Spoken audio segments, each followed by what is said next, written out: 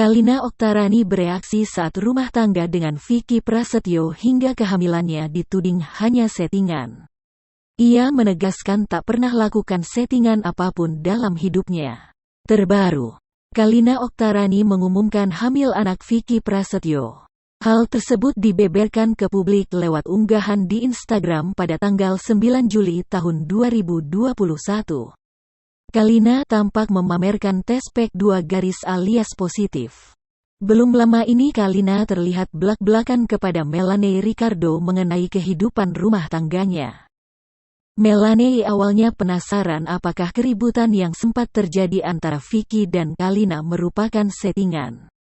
Dengan tegas, Kalina pun membantah. Mantan istri Deddy Corbuzier itu mengaku hidupnya tak pernah diwarnai dengan settingan. Tak heran, Kalina pun gerah saat prahara rumah tangga hingga kehamilannya dituding settingan belaka.